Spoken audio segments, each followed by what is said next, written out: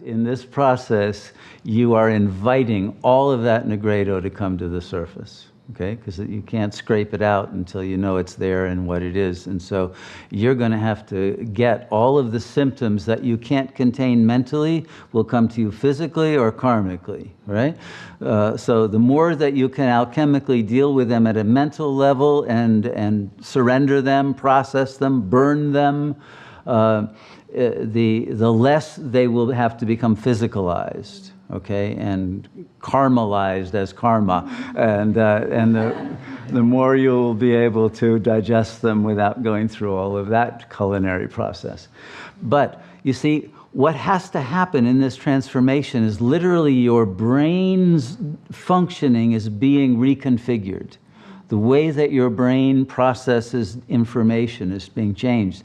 And the ego, it defends against that. It defends against too much Shakti coming that will completely scramble the ego's defenses and make it totally unable to defend itself. It will be an absolute vulnerability. And once you are in total non-violence and non-aggressivity, the ego feels so helpless that it brings up the ultimate fear, you see. And so it will try to defend against that with justifications and with all kinds of rationales.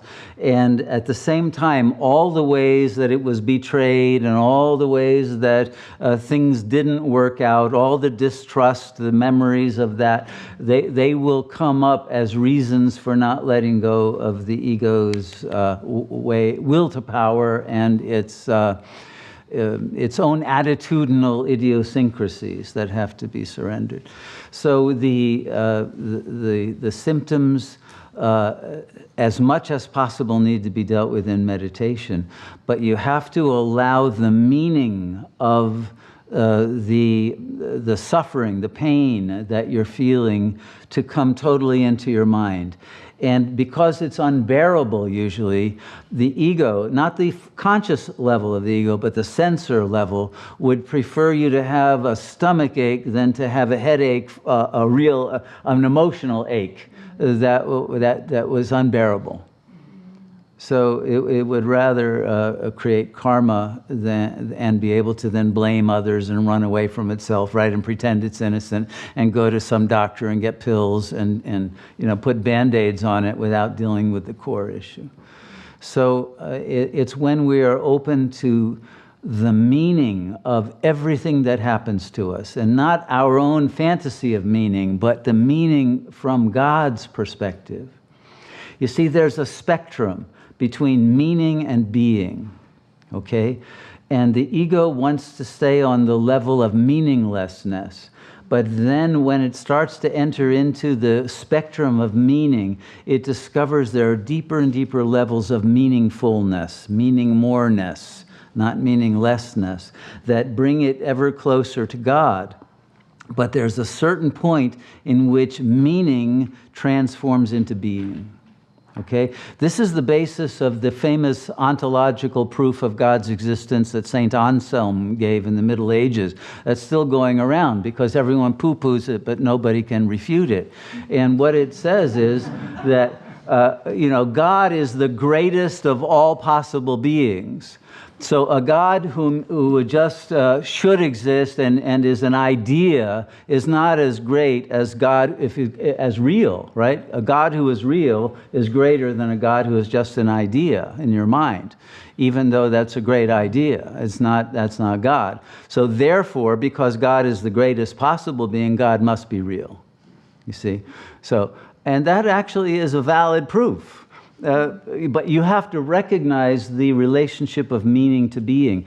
It's when you have reached the separation of your own sense of who you are as being a meaning, a representation, a mental self-image, a mental object, and you have become real, when you have attained beingness, not meaningfulness, then God, as the supreme being, also becomes your true reality. But the symptoms are at that level of meaning that does not want to become being. Why? Because once you become being, there is no return to the non-committal relationship to the completion of the process of ego death.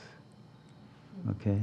And the ego's terror of its own death, its homeostatic desire to continue in suffering rather than to die into God's wholeness, is the ultimate cause of all symptoms. Okay. Can I ask you a follow-up question? So, I mean, on one hand, you're saying you have to identify the meaning of the whatever indigestion, pain, or whatever one is feeling, the symptom, right? Yes. But plus the meaning of why you're keeping it as meaning rather than being. okay, that's what I wanted. Because first of all, how do you get to the meaning? Just in meditation and see if there is an intuition or an inspiration? If you're open enough to it, you're willing to feel it, not as a physical, but to feel its core, as to the pain that it's causing. And usually you'll know by where it's happening, if it's in the body or if it's in a karmic relationship or if it's something, you'll be able to know that it has some relationship to your relation to your body or to different parts of your body, whether it's being misused or abused or not being fully developed, or your mind is not being fully developed, or your heart is not fully open, or there isn't full unconditional love and compassion, etc. So the suffering is always a contraction of the soul that doesn't want to totally open up and surrender.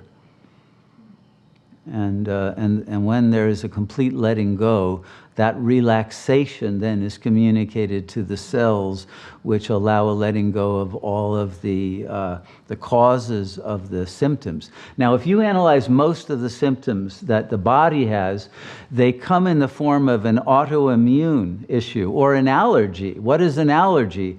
Your body is fooled by thinking something that is toxic that is not toxic. Right? But your body isn't fooled. So that's the mistake that doctors made. The body is not fooled by anything. The ego has changed the meaning of something that is actually not poisonous and made it poisonous to the body. Why has it changed the meaning of this that then changes an effect in the body? It's because your own meaningfulness was out of sync with the real. And when you are in total sync with it, then that synchronicity and syntony of the real and the bodily expression of the real become in harmony again, and the allergic or autoimmune issues then are released. Okay? And the body is able to have an accurate understanding of what is good for it, what is nourishing, and to not create a symptom.